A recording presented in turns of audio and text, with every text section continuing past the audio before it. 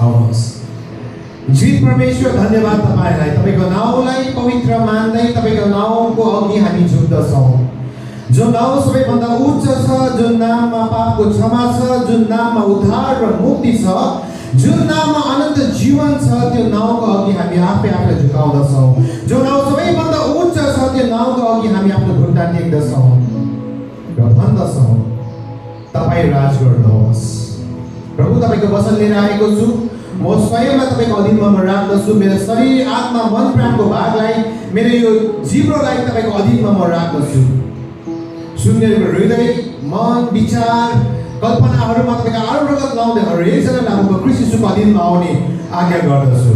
र yes वखत परमेश्वर तपाईँको अधीनमा आएर तमाम अन्धकारको शक्तिहरूलाई येशू मसीहको नाउँ अनि रगतमा यस कोठाबाट हट्ने आज्ञा गर्दछु। हरेक अल्छीपनको आत्मा, वचनलाई ग्रहण गर्ने नदिने आत्मा, निदाउने आत्माहरू, परमेश्वरको विरोध बोल्ने आत्माहरू, उच्च विचारको आत्माहरूलाई ख्रीष्ट येशू मसीहको नाउँमा हरेकको शरीर अनि आत्मा अनि मन प्राणबाट हट्ने आज्ञा गर्दछु। यस हावालाई, यस भूमिलाई म आज्ञा गर्दछु येशू मसीहको नाममा स्वतन्त्र भइजानका निम्ति। पहिलो स्वर्ग र दोस्रो स्वर्गलाई म येशू मसीहको नाममा आज्ञा गर्दछु खोलिएको होस्, ताकि तपाईँले दिँदै गरेको रेमा हरेकको जीवनमा आशिष भएर आएको होस्। धन्यवाद प्रभु, सारा महिमा तपाईँलाई भएको होस्। मैंने भी प्रार्थना यीशु मसीह का नाम में, आमेन आमेन। आवाज ठिकै सुन्दैछ कि मलाई कस्तो लागेको? ठिकै छ? हुन्छ, हामी वचनमा सीधे जानेछौँ। पिछली बार हमने किसके विषय में पढ़ा या अध्ययन किया था जब मैंने वचन दिया था? क्या है बोलो बस हजुर, क्या विषय था? सुन्दा त ध्यानसँग सुनेको थियो जस्तो लागेको थियो मलाई सबैले। देखिरहेछ है के रहेछ? आवाज के बारे में सुना था हमने पिछली बार, याद है आपको? और हमने ये सीखा था आवाज से कि 4 ऐसी आवाज है जो आपके दिशा निर्देश करते हैं। हो गया है ना? क्या क्या आवाज साथी?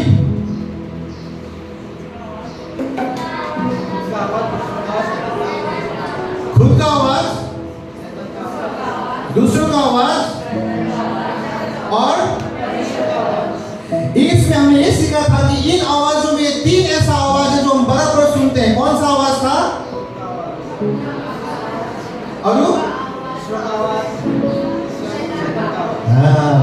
सुंदर ऐसा है सब का आवाज है, मगर बहुत कम हम क्या किस आवाज को सुनते हैं, और हमने ज्यादा किससे हम कम सुन रहे हैं, क्योंकि हमारा आत्मा उस आवाज को सुनने के लिए तत्पर नहीं है। और मैंने एक एग्जांपल दिया था, वो एक उदाहरण था मोबाइल फोन का, याद है ना आपको? यदि आपको परमेश्वर की आवाज सुनना है तो आपका मोबाइल आप में नेटवर्क चाहिए, और वो नेटवर्क क्या है? हजुर, पवित्र आत्मा। और क्या आपके अंदर पवित्र आत्मा है? अरे आवाज़ें हो जा रहा हो, आप पवित्र आत्मा था। हालांकि मैंने कहा दान प्रदान नहीं हो सकता, पर पवित्र आत्मा तो है। बिना पवित्र आत्मा यीशु मसीह को परमेश्वर पिता नहीं बोल सकते। मैंने उदाहरण दिया है, याद है आपको? अब मैं परमेश्वर का आवाज क्यों नहीं सुन सकता? क्यों? उत्तर है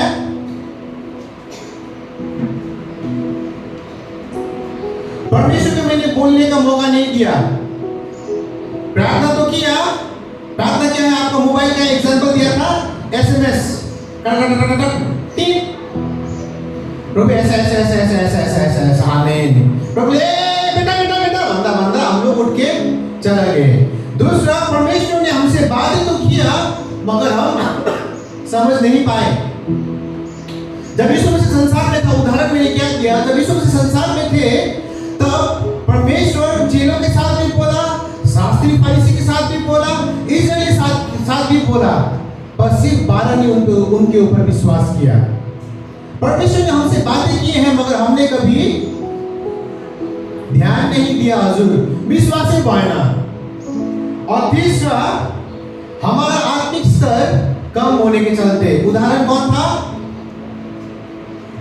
पुलिस खाए सबैले सामुएल और यूसुफ खाए सबैले है।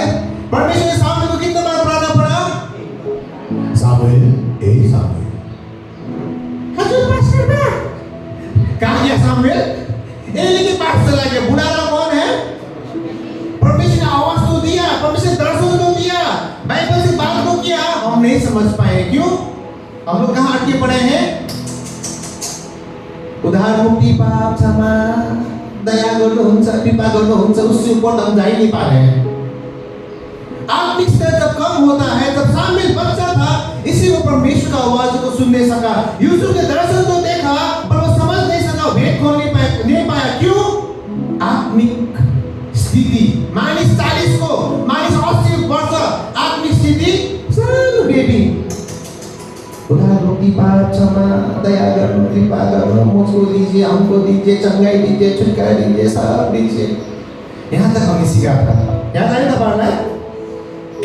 होता और हमने ये सीखा था हम अपने आत्मिक स्तर को कैसे बढ़ाएं। क्या था? बाइबल अध्ययन, प्रार्थना, उपवास, पवित्र जीवन कर रहे हैं। यदि सुनेर पनि गएन भने त परमेश्वरले न्याय दिनुहुन्छ। यदि आपको लग रहा है मैं आत्मिक स्तर कैसे बढ़ाऊं, सुनकर भी हम पालन नहीं कर रहे हैं तो हम धोखे में पड़े हैं। यदि कोई बोल रहा भाई मैं तो बाइबल अध्ययन कर ही रहा हूँ, प्रार्थना भी कर ही रहा हूँ, उपवास भी कर रहा हूँ, पवित्र जीवन भी जी रहा हूँ, तब भी किना से आवाज सुन्दिन नि यो कानले, क्यों मैं नहीं सुनता? इसमें एक सोने पे सुहागा है। आपको परमेश्वर की उपस्थिति में बैठना है। याद आ रहा है आपको? और बैठ के क्या बोलना है उस उपस्थिति में? हाजिर हूं मैं, प्रभु मुझसे बातें कर, मैं सुनने के लिए तैयार हूं, मुझसे बातें कर, मैं बनने के लिए तैयार हूं, मुझे बना, मेरे अपराधों को दिखा दे, मेरे गुप्त बातों को दिखा दे जो मैंने किए हैं, मैं बनना चाहता हूं। बनोस प्रभु। और मैंने कहा था जब आप बाइबल अध्ययन कर रहे थे, फास्टिंग कर रहे थे, तब जो वचन आपने उस समय पढ़ा था, परमेश्वर एक रेमा लेके अपने जीवन में आता है। और जब वो वचन आपके जीवन में आता है, आपको लगता है कि आपके मुंह में किसी ने ऐसा पानी मारा है, आप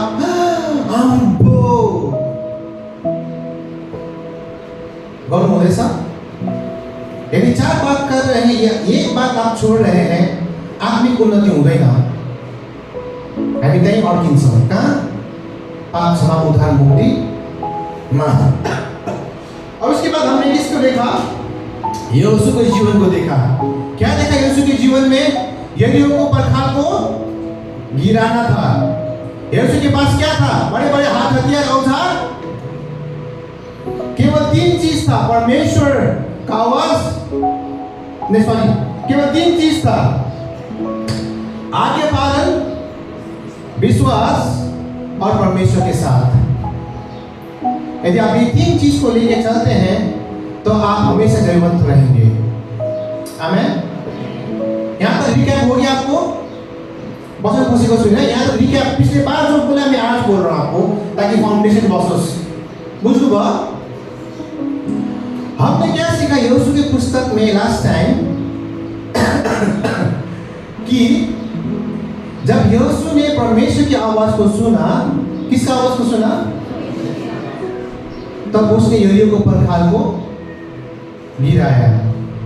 आज हम सुनेंगे, अब मेन को रहा, जब हम खुद का, किसका और दूसरों का और आवाज को सुनेंगे, तब क्या होता है? सुनने को पसंद है कि डर लगे हो? हजुर, हम तो खुद की आवाज को बहुत सुनते हैं। We are so self confidence. बड़े भाने को तो गलत हो नहीं सकते ना, उसने कहा तो पक्का नहीं हो, ऐसा सवाल शैतान ने, ओह एकदम हो। आज हम सुनेंगे, जब हम खुद की आवाज को सुनते हैं, औरों की आवाज को सुनते हैं, तो हमारे साथ क्या होता है। हालेलुया। मेरे साथ खोले यहोशू 7 अध्याय।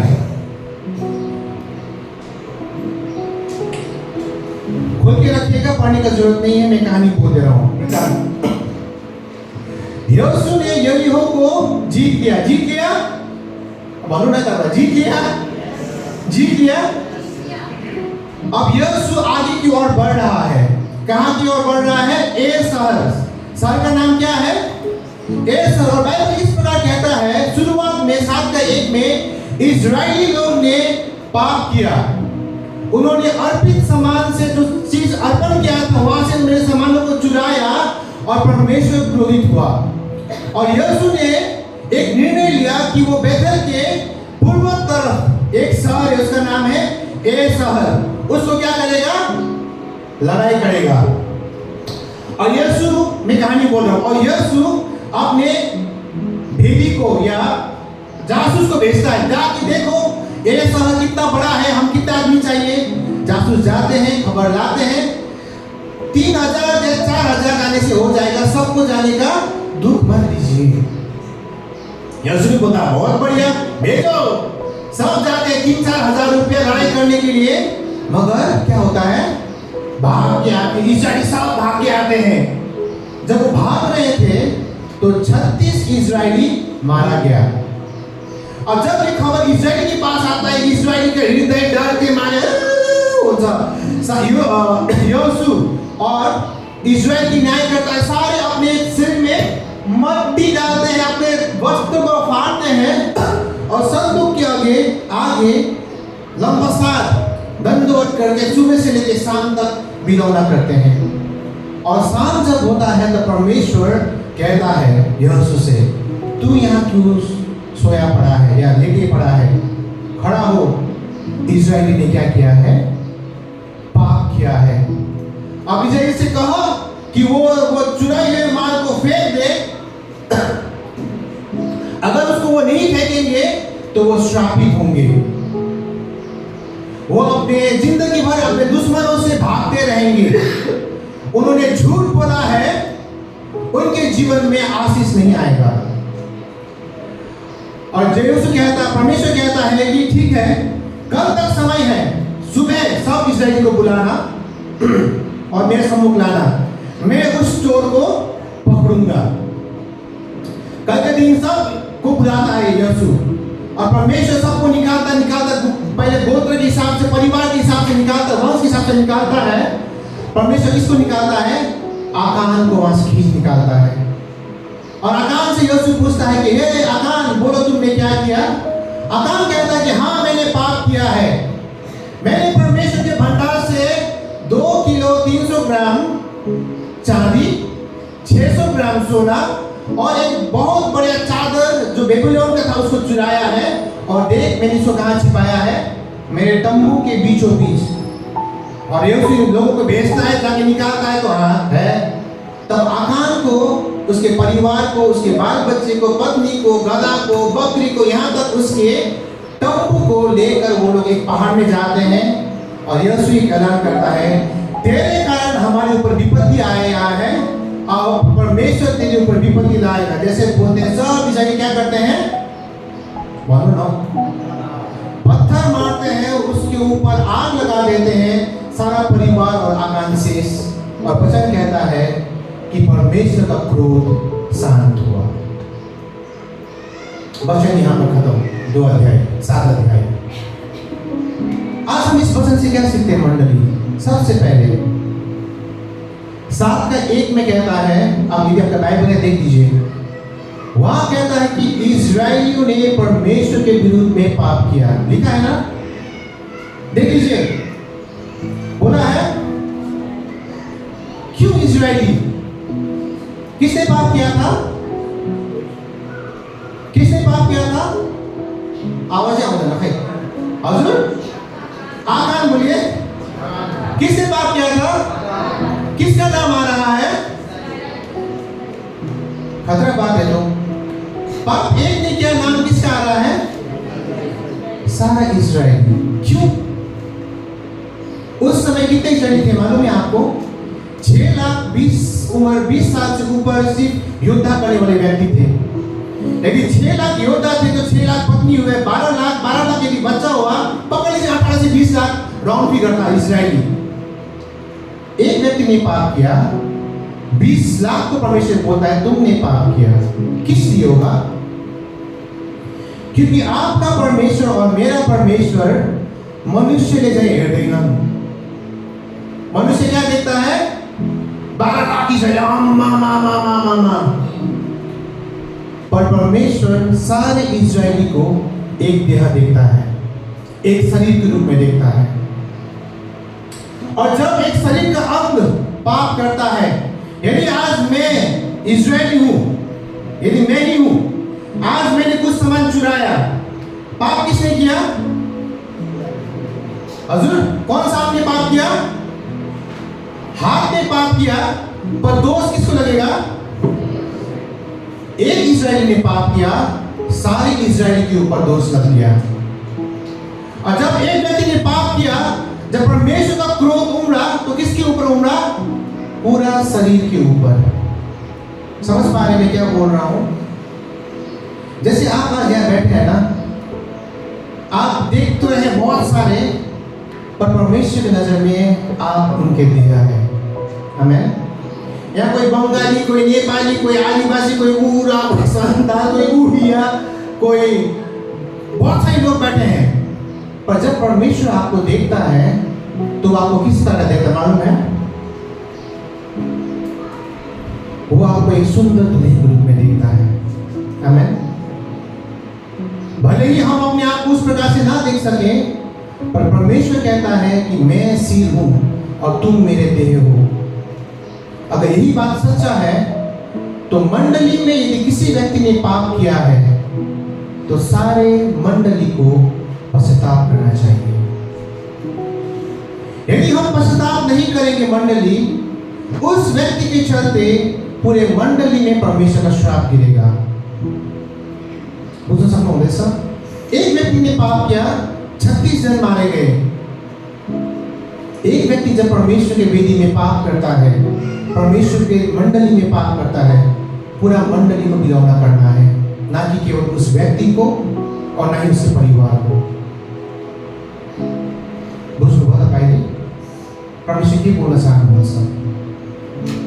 वचन का शीर्षक है, मेरे भीड़ मेरी आवाज को सुनता है। क्या आप सुन रहे हैं? या कोई भी सोच रहे हैं मेरे परिवार ने नहीं किया, मैं तो बच गया हूं।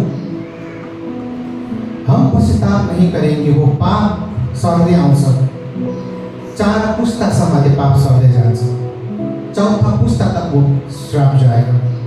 हमें अपने मंडली के लिए, अपने भाई बहनों के लिए, अपने अंकल आंटी के लिए, अपने एल्डर्स के लिए, अपने डिकन के लिए, अपने पास्टर पास्टरनी के लिए पश्चाताप करना है, क्योंकि हमने पाप किया है।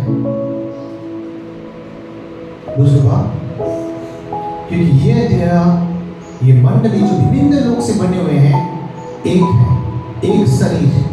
यदि एक शरीर का एक अंग पाप करेगा, पूरा शरीर श्रापित होता है और परमेश्वर दंड देगा। हम आगे की ओर बढ़ते हैं। अब जब यीशु ने यहूदियों को जीता, सेकंड पार्ट में जाओ, दूसरा अध्याय, दूसरा पार्ट में, जब यीशु ने यहूदियों को जीता, सेकंड अध्याय में, सेकंड चैप्टर में, सेकंड वर्स में, यीशु सोचता है कि मैं एक शहर को भी जीत लूंगा। ये इतना बड़ा को तो गिराया, ये तो क्यों चुटकी का बात है। इतना आत्मविश्वास से, सेल्फ कॉन्फिडेंस से भर गया। और क्या कहा? भेदी को भेजा, जाके देख। भेदी ने खबर लाया, सबको मत भेजिएगा हजूर, 3000 या 4000 होने से काफी है, सबको मत भेजिए। जब यहोशू ने खुद का आवाज को सुना कि मैं क्या करूंगा, उस शहर को जीतूंगा, और भेदी का आवाज को सुना, सबको मत भेजिए, 3000 4000 काफी है हजूर। यहोशू धोखा खाया। मनुष्य का आवाज और आपका खुद का आवाज आपको धोखा देता है। परमेश्वर का योजना यहीं तक सीमित था यहोशू के लिए पहले कि तुम यहूदियों को कैसे जीतोगे। उसके पश्चात परमेश्वर ने कुछ नहीं कहा था कि वो क्या करना है। यहोशू का काम था कि वो परमेश्वर की उपस्थिति में आए और कहे, प्रभु कहो अब मुझे क्या करना है। उसको धन्यवाद का भेंट देना चाहिए था, पर यहोशू गॉड अब तो मैं जीतूंगा। क्या हुआ? हार मिला, शर्म हो गया, अपने चेहरे को नहीं दिखा पाया। मंडली, आज उसी प्रकार से जब हमारे जीवन में दुख और कष्ट आता है ना, तब हम परमेश्वर को ढूंढते हैं, उसकी आवाज को सुनने की इच्छा करते हैं। हम क्या करते हैं बोलिए तो? उपवास, फास्टिंग, प्रार्थना, वचन, परमेश्वर की उपस्थिति में उठते हैं, बैठते हैं, उठते हैं, बैठते हैं। और जब परमेश्वर धीरे धीरे धीरे धीरे हमें विजेता देना शुरू होता है, अब हमें लगता है कि हाँ, मैं अपने पापों से या मैं अपने समस्या से बाहर आ रहा हूँ, हम परमेश्वर पीछे हटाते हैं, हम अपने दिमाग को लगाते हैं, हम औरों की बातों को सुनते हैं और ऐसा कहते हैं, ऐसा ही करना चाहिए, ऐसा ही करते हैं। हम हार जाते हैं। सच्ची है ये घटना सच्ची है। ये दिन दिन हमारे जीवन में होते आ रहा है। परमेश्वर हमें उद्धार और मुक्ति तो दिया, अपने श्रापों से हमें क्षमा तो दिया, हमने परमेश्वर से प्रार्थना किया, परमेश्वर ने हमको वहां से निकाला, पर हम अपनी आवाजों पर, अपने अंदर सेल्फ कॉन्फिडेंस में हम काम करने लगते हैं। आपको तो भाई आपको सक्छु चाहिए देना परमेश्वर, अंतिम को तो भन्न भाई भन्न ऐसा बोलो अल्लाह कर दिया हमने। अंत में क्या मिला हमको? हार। सबसे अच्छा एग्जाम्पल लूत और उसकी पत्नी को। परमेश्वर की योजना क्या था बोलिए तो? परमेश्वर ने कहा तुम अपने स्वास्थ्य को लेकर यहां से सोदम से भाग जाओ और देखो किसी चीज को वक्त मत करना, पीछे पलट के मत देखना, पीछे पलट के मत देखना। उन्होंने कहा ठीक है, स्वर्गदूत हम करते हो। सोदम के ऊपर आग गिरने लगे, वो लोग भागते गए। सोदम की पत्नी, लूत की पत्नी की हृदय में क्या हुआ? आहा, पीछे क्या हो रहा होगा? जिज्ञासा। उसने अपनी आवाज को सुना, देख तू क्या? और जैसे उसने अपने मुंह को पीछे किया, वचन कहता है कि वो एक नमक की खंभा बन गया। आज उसी प्रकार से जब हम अपनी ही आवाजों को सुनते हैं और परमेश्वर की आवाज को ओवरराइड करते हैं, परमेश्वर के आगे को अनाज्ञाकारिता के रूप में हम करते हैं, जब हम पीछे मुड़ के देखते हैं, हमारा आत्मिक विकास, हमारा आत्मिक उन्नति रुक जाता है और हम नून की खामा बन जाते हैं। हम जहां आत्मिक स्थिति में थे वहीं पर अटक जाते हैं। यदि आप भविष्यवाणी बोल रहे थे वहीं तक खत्म, उसके ऊपर आप जा नहीं पाएंगे, क्योंकि आपने आपकी आवाज को सुना और उसके ऊपर आपने कार्य नहीं किया। लूत का पत्नी क्या बन गया? नमक का खाना। और हमारा जीवन से परमेश्वर की योजना, परमेश्वर का शक्तिशाली कार्य क्या हो गया? उठा ले गया। हम किसके बन गए? शैतान के। क्यों? क्योंकि मैंने परमेश्वर की आवाज को नहीं सुना। मैंने किसकी आवाज को सुना? खुद का और शैतान का। बुझ में है समझ? अब यहोशू 7:4 और 9 में मैं जा रहा हूं। जब वो 3-4 हजार आदमी आप इतना कॉन्फिडेंस से भरा हुआ, ये तो गिर गया, अब क्या है? ये तो 12,000 आदमी, ये साल का तो ताश-नाश, एकदम कॉन्फिडेंस है, इनसाइड है, चलो कॉन्फिडेंस के साथ आगे बढ़ने लगे। वचन कहता है कि 1 साल के लोगों ने उनको ऐसा भगाया कि वो पीछे भागते भागते उनके 36 लोग मारे गए। और जब 36 लोग मारे गए और जब ये खबर इजराइल में आया, सब जन डर गए। यहोशू ने बिलाम किया, अपने कपड़े को फाड़ दिया, एल्डर्स ने अपने कपड़े को फाड़ दिया, मट्टी लिया, अपने सिर में डाला और परमेश्वर के आगे साष्टांग दंडवत करके सुबह से लेकर शाम तक संदूक के आगे बैठे रहे।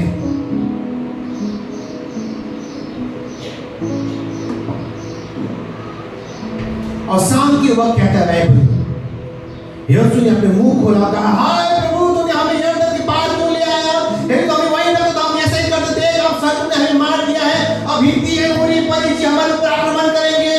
अब तू तेरे बड़े नाम के लिए क्या करेगा? कहा तू।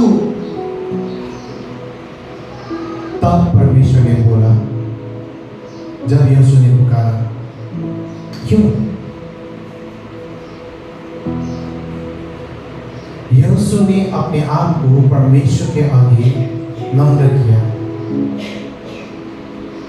उसने पश्चाताप किया, उसने अपने कपड़े को फाड़ दिया, वो निर्लज्ज हो गया। आखिर में मैं अपना कपड़ा आपके सामने फाड़ सकता हूँ क्या? मुझे इतना शौक हुआ कि यीशु को अपने कपड़े को फाड़ के परमेश्वर के आगे गिर के मट्टी अपने सीने में रखा और कहा मैंने मट्टी से भी नीचे हूं प्रभु, मैंने पाप किया है, हमने पाप किया है। यदि इससे पहले आप देखेंगे ना, मूसा जब अगुवाई कर रहा था, वचन कहता है, बहुत शक्तिशाली बात मुझे बहुत पसंद है। वचन कहता है कि जब मूसा मिलाप के तंबू की ओर जाता था और जैसे ही मूसा मिलाप के तंबू के अंदर घुस जाता था, तब बादल का खामा एक दीवार, ये एक उस दरवाजे में एक दीवार बन जाता था। और जब सारे इस्राएली उस दृश्य को देखते थे, चाहे वो बैठे हो कुछ कर रहे हो, वो खड़े होकर परमेश्वर का आदर करते थे। जैसे ही मूसा घुसा वैसे उपस्थिति आया। पर यहाँ क्या हो रहा है, सुबह से लेकर शाम तक आदमी बैठा हुआ है, परमेश्वर बात नहीं कर रहा है। सुबह हो गया, शाम हो गया, क्यों? क्योंकि आकान ने अनाज्ञाकारी किया था। यहोशू ने अपने मन की सुनी,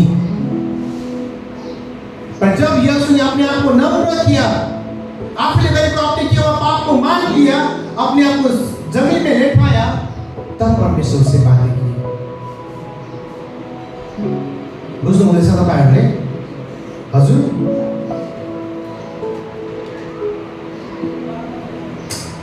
अब हम आगे जाएंगे। यहोशू 7 का 10 और 12। यहोशू, परमेश्वर ने कहा, उठ यहोशू, तू क्यों लेटा है? इस्राएली ने पाप किया है, परमेश्वर ने कहा। और परमेश्वर ने 3 बातें कहे। उन्होंने करार को क्या किया है? भंग किया है। दूसरा, उन्हें अर्पण किए वस्तु से चोरी किया है। तीसरा, उन्होंने झूठ बोला है और वो चीज अपने पास रख छोड़ा है।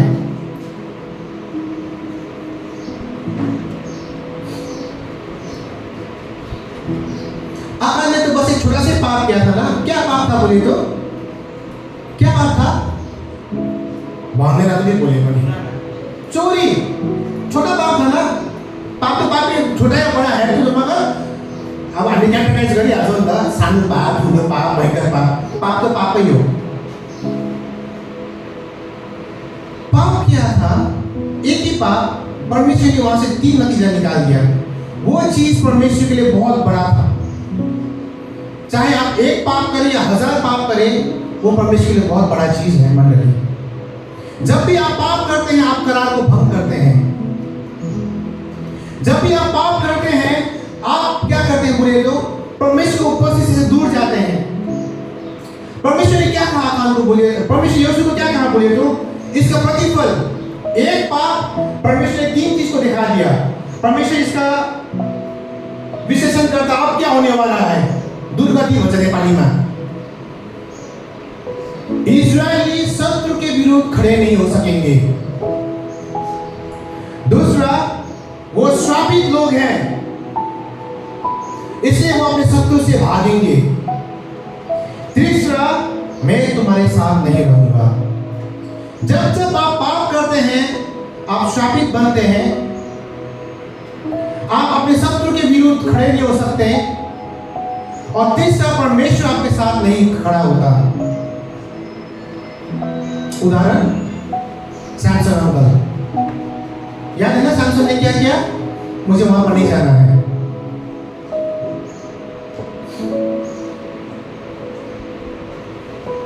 यहोशू ने जब यरीहो को जीत के जा रहा था, क्लियर इंस्ट्रक्शन दिया था, सब चीज को तबाह करना, केवल सोना, चांदी, पीतल, तांबा और लोहा परमेश्वर के लिए लेके आना। आकान ने क्या किया? अगुआ ने कहे हुए बातों को, परमेश्वर ने कहे हुए बातों को अनाज्ञाकारी किया। उसने अपनी मन की सुनी, शैतान की आवाज को सुना, चुरा ले, चुरा ले, चुरा ले, यही मौका है बेटा, इतना पैसा जिंदगी में कमा नहीं पाएगा, यही मौका है, मार दे छक्का, यही मौका है, कर ले, कर ले। हाथ डाल दिया, चुरा लिया। जैसे उसने उस चीज को चुराया, परमेश्वर की योजना उसके जीवन से खत्म हो गया। परमेश्वर का योजना अकान के लिए क्या था बोले तो प्रतिज्ञा के देश में ले जाने के लिए, शांति और विश्राम में ले जाने के लिए। पर जैसे उसे उस चीज को चुराया, परमेश्वर का योजना खत्म होकर शैतान का योजना अब उसके जीवन में आने लगा। और शैतान का योजना क्या था? उसे मारना और अधोलोक में ले जाना। आज हम किसकी आवाज को सुन रहे हैं? परमेश्वर का या शैतान का? और यदि हम शैतान की आवाज को सुन रहे हैं तो ध्यान दीजिएगा, उसका योजना आपके लिए यही है, मारा नरक ले जाओ, शीश। क्या आपका और मेरा मसीहा जीवन आज के दिन में हार के ऊपर हार है, असफलता के ऊपर असफलता, सर्वनाश परे को परे, कितना भी प्रार्थना किया, कितना भी फास्टिंग किया, कितना भी उपवास किया, वचन अध्ययन किया, उस चीज के ऊपर हम जयवंत नहीं हो पा रहे हैं। क्यों? क्योंकि हमने जाने में और अनजाने में पाप किया है। हमने परमेश्वर से क्षमा नहीं मांगा है और हम अपने ही मन की सोच के आगे की ओर बढ़ रहे हैं। परमेश्वर क्षमा करो, हिना। इसलिए हमें असफलता के ऊपर असफलता, हार के ऊपर हार, लाज परे को परे सब। या हमने परमेश्वर के भंडार से चुराए हैं, हमने परमेश्वर के समय को चुराया है, हमने संसार की वस्तु को लेकर अपना बनाया है, इससे हम विजयी नहीं हो पा रहे हैं। परमेश्वर ने क्या कहा? जब तक तुम उस चीज को अपने जीवन से नहीं फाड़ोगे या नहीं फेंकोगे, तब तक तुम शापित बने रहोगे। तब तक मैं तुम्हारे साथ नहीं चलने वाला यहोवा हूं। तुम अपने शत्रु के सम्मुख खड़ा नहीं हो पाओगे। क्यों आज मंडली में और विश्वासी में बीमारी माथि बिरामी, कति प्रार्थना बदल हुँदैन, कमी घटी किन? हमने पाप किया है, सीधा सा पूरा हम श्रापित लोग हो गए हैं। और ये मत कीजिए कि यीशु मसीह ने श्राप सब ले लिया है। यीशु मसीह ने श्राप सब ले लिया है, हमें उद्धार और मुक्ति भी दिया है, पर हमने फिर पाप किया है और पाप का ज्याला मृत्यु है। वचनले भन्दछ अनि पापले चाहिँ श्राप ल्याउँछ अनि श्रापले चाहिँ परमेश्वरको उपस्थितिलाई हाम्रो जीवनदेखि टाढो लान्छ अनि हामी रोइबस्छौँ, किन प्रभु किन? रोइबस्नुहोस्, पश्चाताप नगर्नुहोस्। रोते रहिए और पश्चाताप मत कीजिए, खतरा का घंटी। रोइए और पश्चाताप कीजिए, आपके लिए आशीष आएगा। आमेन।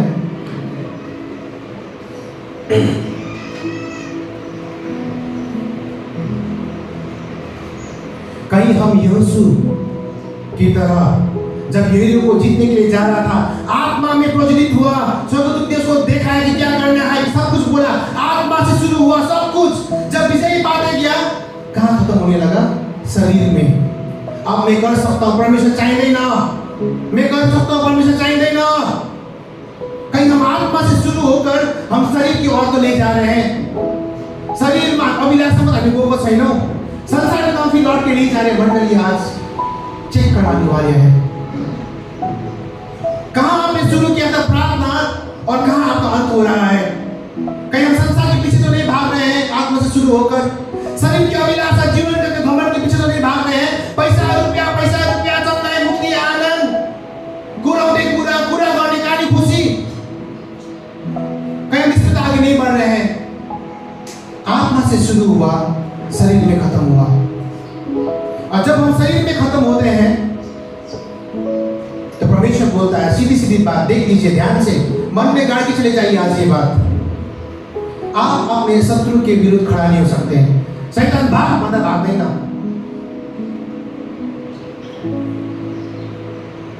हम शापित बन जाते हैं और जब हम शापित बनते हैं तब हम अपने शत्रु जब आउँछ हम पीठ पकाए भागेंगे। ओ मुझे प्रार्थना कर दीजिए ना, डर लाग्छ ला, होगा कि नहीं होगा, बीमार होला, होगा कि नहीं होगा प्रार्थना करने से। क्यों? शापित भयो और यहोवा आपके साथ नहीं रहेगा।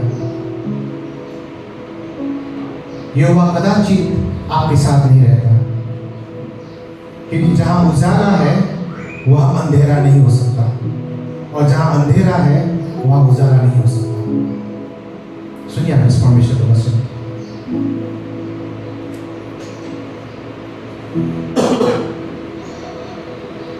आज इजरायली ने या अकान ने क्या किया बोले तो छल करने की कोशिश किया।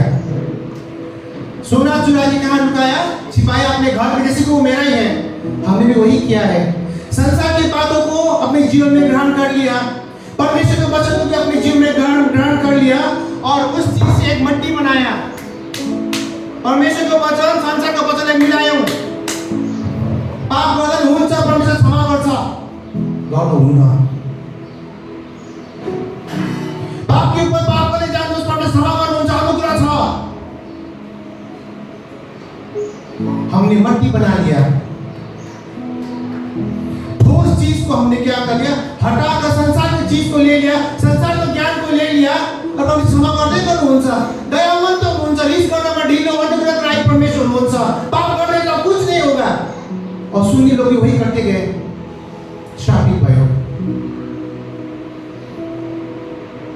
मोज मजा गर्नुहोस्, के हुन्न, रमाइलो गर्नुपर्छ, यीशु मसीहमा हमको आनन्द करना है, रमाइलो गर। ढिक गर्नुहोस् रमाइलो। कति रमाइलो गर्नुहुन्छ?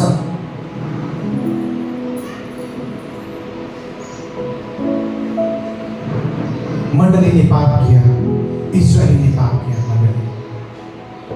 और हमने परमेश्वर के वचन अपने मुताबिक, अपने सहूलियत के लिए, अपने मतलब के लिए अपने मुताबिक बना के देने लगे। लो खाओ, ये रोटी खाओ, ये रोटी खाओ, ये रोटी खाओ। और जिस जिसने उस वचन को खाया, उनके जीवन में, उनके परिवार में श्राप ने प्रवेश कर लिया, और वो श्रापित बन गए। और अभी भी उस श्राप से मुक्ति पाने की कोशिश कर रहे हैं। और सब लोग ना, जब तक आप श्राप नहीं करेंगे, वो श्राप 4 पुस्तकसम्म तपाईँको जान्छ मण्डली। 4 पुस्तक समझ रहे हैं? मैं, मेरा बेटा, मेरा बेटा का बेटा, मेरा बेटा का परबेटा। 400 साल, यदि 70 साल है तो 280 साल तक हो जाएगा एक व्यक्ति के चलते। क्या आप उस श्राप को अपने जीवन में, अपने परिवार में घुसाना चाहते हैं? या आप परमेश्वर के आगे नम्र और दीन होकर प्रस्ताव करना चाहते हैं? परमेश्वर आवाज सुन्नुहोस्, सुन्न चाहनुहुन्न नसुन्नुहोस्, केही छैन, केही छैन मण्डली, हामी त्यहीँ रहनेछौँ।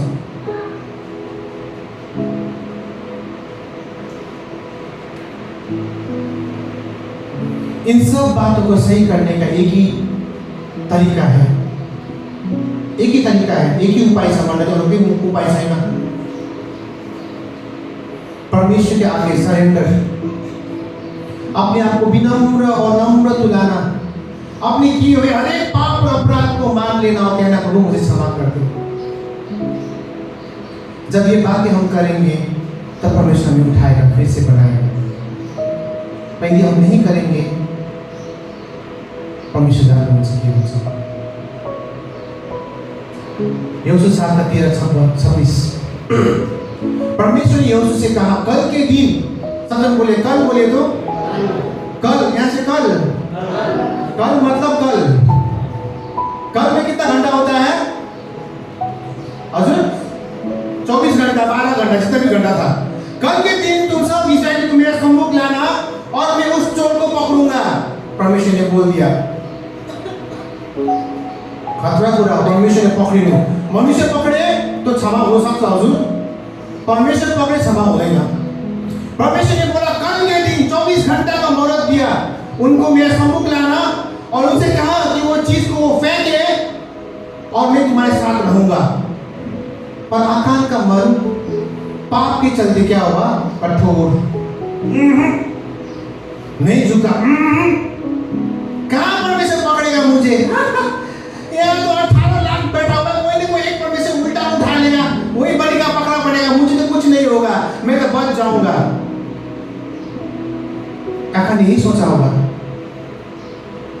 आकान ने सोचा कि परमेश्वर मुझे नहीं देख सकता, और वो आकान भूल गया कि जिस परमेश्वर ने उसको उसके माँ के गर्भ में सृष्टि किया, जो आंखों ने नहीं देखा था, वो परमेश्वर ने उसके माँ के गर्भ में उसे देख लिया था। वो परमेश्वर सारे असल और खराब बातों को लेखा जोखा लिखने वाला परमेश्वर है। आकाश को लगा कि उसने किए हुए पाप जो अंधेरे में था वो उजाले में प्रकट नहीं होगा, पर जब परमेश्वर के आगे सब कुछ आता है, कुछ भी चीज छिपा नहीं रहता, क्योंकि परमेश्वर ज्योति है और ज्योति में अंधकार नहीं होता। और जब ज्योति प्रकट होती है तो वो सारे अंधकार की चीजों को उजागर कर देता है। परमेश्वर ने दिया था 24 घंटा का मोहलत, उसको फेंको, आकान कठोर। जब हमारे अंदर पाप घुसता है ना, हम हड्डी और कठोर हो जाते हैं। झुक दीना, मान दीना। आकान ने बोला 24 आवर्स ग्रेस पीरियड, अनुग्रह का समय खत्म हो गया। कल सुबह हुआ, सबको बुलाया, गोत्र गोत्र के 12 कुल को बुलाया। एक कुल पकड़ा गया, यहूदा। कुल से भी परमेश्वर ने वंशवली में गया। वंशवली में किसको पकड़ा गया? जेरह को पकड़ा गया। जेरह के परिवार को वंश को आगे लाया गया। फिर बोला दिया परिवार करके आगे आओ। जब परिवार करके आगे निकाला गया, तब कर्मी का परिवार पकड़ा गया। जब कर्मी का परिवार का हर एक सदस्य लड़का लोग को आगे बुलाया गया, तब परमेश्वर ने आकान को खींच निकाला।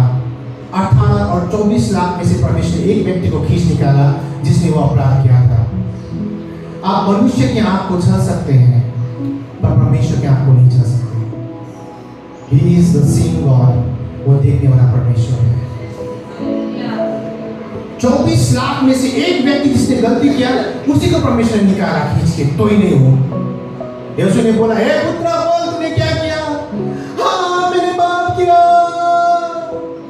मैंने जब वो अर्पित माल में देखा, सोना देखा 2.5 किलो, चांदी देखा 2 किलो 30 ग्राम का, सोना देखा 600 ग्राम का, और वो बेबीलोनियन सिनार को मैंने देखा चाहता तो मुझे लोभ लगा। देख मैंने वो सब चीज को चुरा कर मेरे तंबू के बीच में रखा हूं।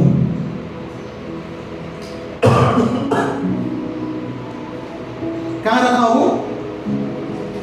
जब यीशु ने लोग को भेजा, जब ढूंढा तो सच में वो पाया गया और उसको लाया गया। तंबू उनसे ध्यान नहीं दूंगा। तंबू आपके हृदय को दिखाता है। आपके हृदय में किस चीज को आपने सेंटर में रखा है? बीच में क्या वो परमेश्वर है या संसार है? क्यों बोले तो सेंटर में? क्योंकि जब आप सेंटर में रखते हैं तो हर एक चीज घूम फिर के, टेबल में यह रखा हो तो मुझे घूम के कहाँ आना पड़ रहा है? बार बार यही आना पड़ रहा है कि नहीं पड़ रहा है? ये सेंटर ऑफ अट्रैक्शन है। मुझे यहाँ जा रहा हूँ तभी भी मुझे घूम के यही आना पड़ रहा है। आपने अपने हृदय में किस चीज को रखा है? What is the desire of your heart? आपके मन की इच्छा क्या है? परमेश्वर है या संसार है? पवित्र जीवन है या अपवित्र जीवन है? प्रश्न आपसे और मुझसे। परमेश्वर ने अदन के बगीचे में वो बुद्धि का पेड़ को कहाँ रखा? बोले तो कोने में नहीं रखा, बीचों बीच, ताकि आदम और हवा उस फल को रोज देख सके। आज आपके हृदय में वो जो अभिलाषा है, जो पाप है, वो आपके हृदय के बीच में है, जो आपको करूं लगता, खाऊं फुकुम बालूम गलम लगता, वो आपके हृदय के बीच में है। वो कोई कोने में नहीं है। पर जितने दिन या जिस दिन आप उस वृक्ष का फल को नहीं खाएंगे, जितने दिन आप अपने शरीर के अभिलाषा को मारते जाएंगे, आपके प्राण के अभिलाषा को मारते जाएंगे, उतने ही दिन आप परमेश्वर के लिए एक जीवित बलिदान होंगे। इसे कहते हैं जीवित बलिदान। अपनी इच्छा को मारकर परमेश्वर की इच्छा को आगे रखना। खाऊं रात में सिगरेट गरु मन लागिरहेको छ,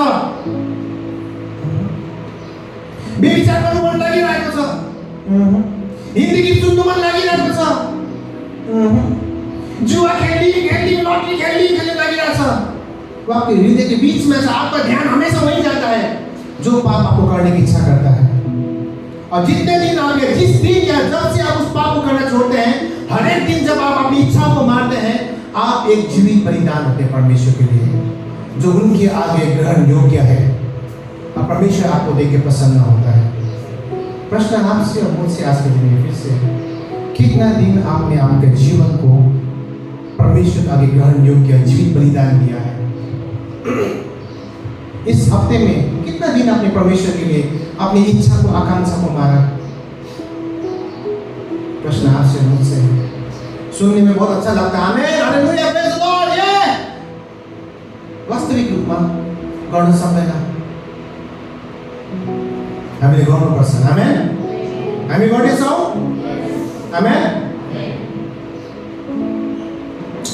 मैं अंत की ओर आ रहा हूँ।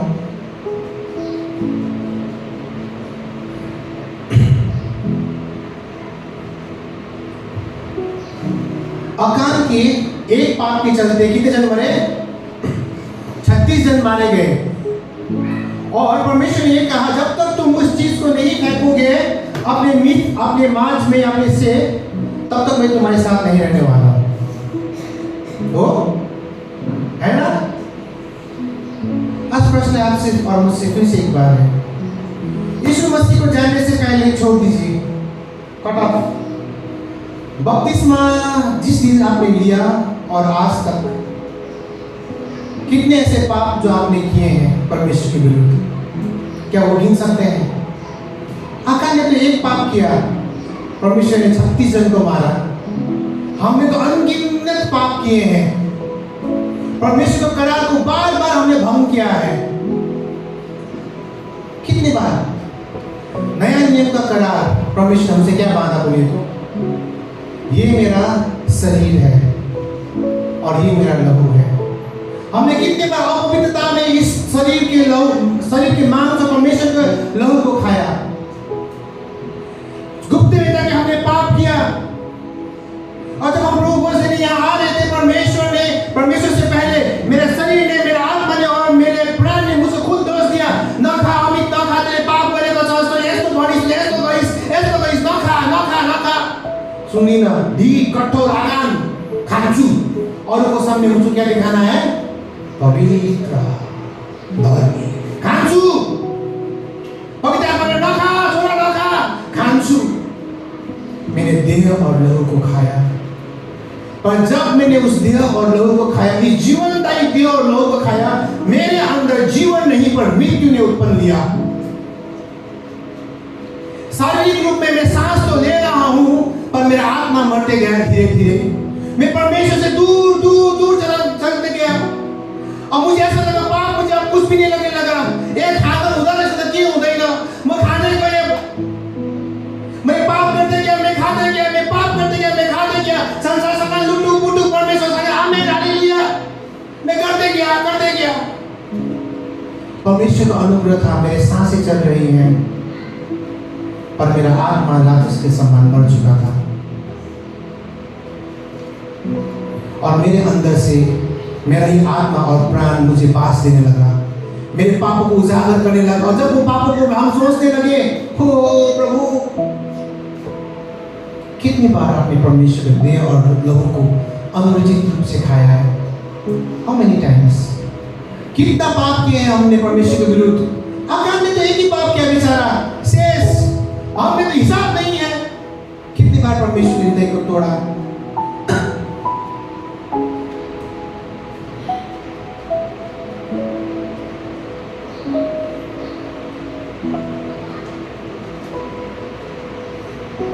आज हमने अपने अंदर पुराने मशक में नया मशक डालने की कोशिश की।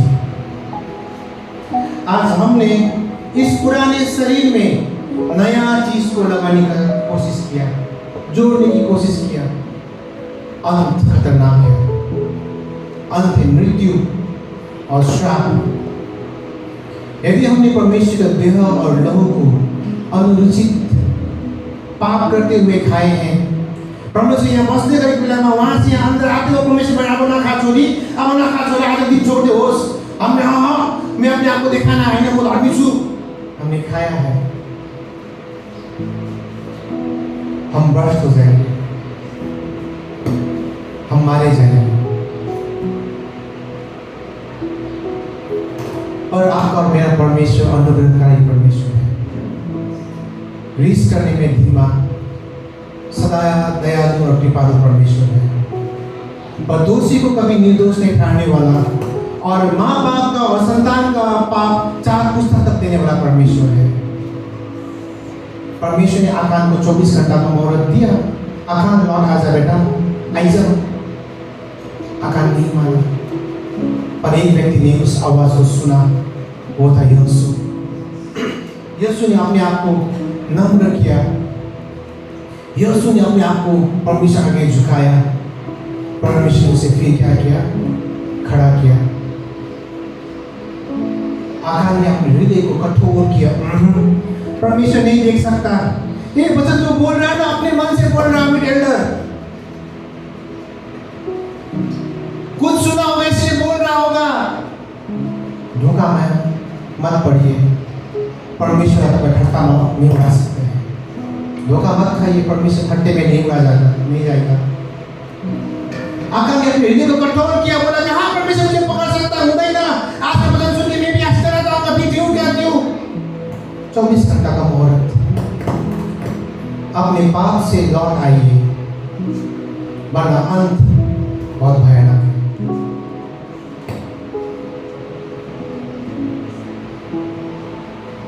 इस परमेश्वर को हमने कितने बार दिल दुखाया होगा, यीशु मसीह को। जब हम यहीं पर परमेश्वर दे और ले लहू पी रहे थे, तो परमेश्वर हमारे सम्मुख खड़ा था। भले हमने आंख से नहीं देखा, परमेश्वर कति रुनु भयो होला हाम्रो पापलाई देखेर। हेर्दा हामी हेर्दा चाहिँ सेतो टी-सर्ट लगाएको छ, भित्र त मैला गोबर। परमेश्वर सोच रहा था, क्या इसके लिए मैंने अपने जान दिया? यही देखने के लिए मैंने अपने आप को कुर्बान किया?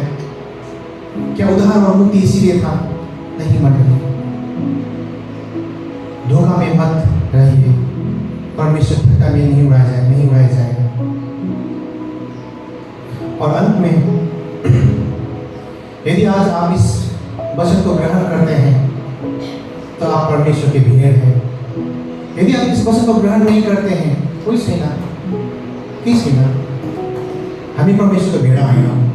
क्योंकि वचन का शीर्षक है, मेरी भेड़ मेरी आवाज़ को सुनती है। और जब हम परमेश्वर की आवाज़ को सुनते हैं, तब हम इस भेड़ की तरह दौड़ते हुए, उस बुढ़ो पुत्र की तरह दौड़ते हुए, लपकते हुए अपने पिता के पास जाते हैं और कहते हैं, हे पिता, मैंने तेरे विरुद्ध और स्वर्ग के विरुद्ध पाप किए हैं, मुझे क्षमा कर। आज के वचन अध्ययन में परमेश्वर हम सबको आशीष दे, और मैं आशा करता हूँ परमेश्वर आपसे बातें की हैं और हम अपने पापों को मान लें और श्रापों से हम मुक्ति पाएं, ताकि हम कहाँ पहुँचे? अनंत जीवन स्वर्ग में, प्रभु के देश में। सलोम।